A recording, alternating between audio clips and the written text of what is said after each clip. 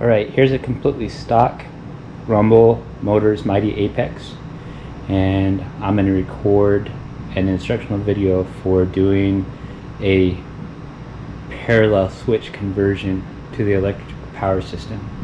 The first thing I'm going to have to do is remove all the wires that are bound up inside the tank compartment and take off the seat. Alright, to remove this seat, there's 4 number 10 sockets here, here, here, and here. Alright, for a little orientation here, here is the switch that lets us switch between the 2 batteries. Batteries are here. Here's the 2 controllers. What we do is attach a parallel switch that connects the 2 batteries to the controller, and we remove the switch. So we took the seat off so that we could begin removing the switch. And then we'll be doing things with these yellow connectors to connect the parallel switch. This switch is just wedged in here or screwed down in here. It can pull right off. This is the DC-DC, and we can leave it right where it is. So there's a few zip ties in here that I need to clip so that I can start to pull this switch. I just spent a few minutes identifying and labeling wires. So I can see this coming up from the front battery, and here are 2 battery wires coming out of it. I've got a red positive set and a black negative set, and they're both going into connectors that aren't connected to positive and negative, just one side of the circuit.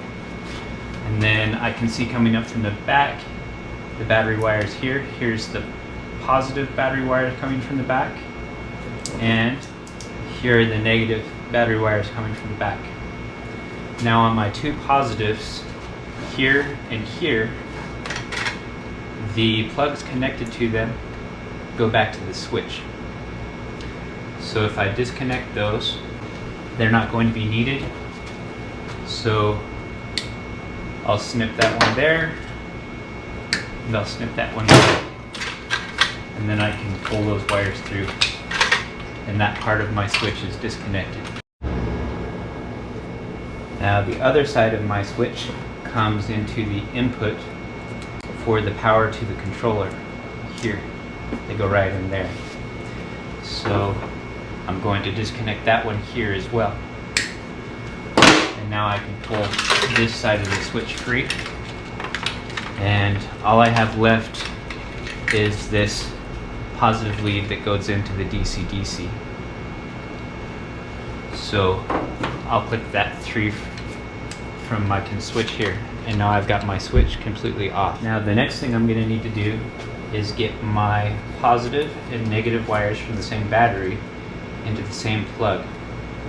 So I can disconnect this here. I'm going to need to disconnect this lead from this connector and this empty lead from this connector, and then replace this with this. So these leads press into these connectors from the back. So I've got a pretty blunt awl here. I can push this into the inside of this lead, and to do that I'm just going to tap it with a mallet.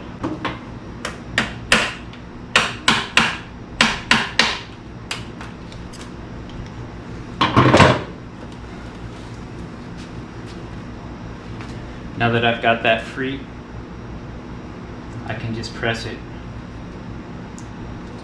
right into this other connector. A little bit of WD-40 or dry lube inside these terminals can make it a lot easier to plug together.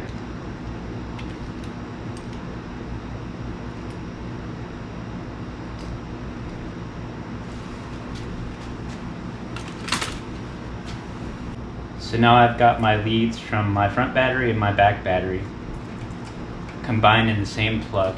So here's the adapter that I've made to go from the parallel switch to the controller, and then the additional connections that are needed. If I look at these items that I'm going to replace, here there are 3 negative connections coming in, and here is a positive connection coming in. I'm going to need to connect those using these speed butt connectors. So I'll just clip them one at a time, strip them, and insert them in the connector. All right, so just to be clear, there were 3 black wires that came in here and 1 black wire that came in here. And now those 4 black wires are in my speed connector here. There was 1 red wire that came in here, and now that red wire is connected here. Now I have 1 more red terminal open, and that's going to connect from here to here on my connector for my DC-DC. So now I've got my last connection made here, coming to a butt connection here, and right into my plug for my DC-DC, which I can reconnect. Now my parallel switch can go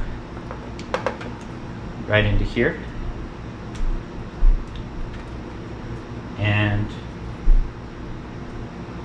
then this other side of my adapter can plug right into my controllers, and this side can plug right into my rear battery, and this side connects right into my front battery. And now this connector that was in here is no longer needed, and my parallel switch is installed. Now I've secured my DC-DC with some nice double-sided tape and zip tied my wiring back up here.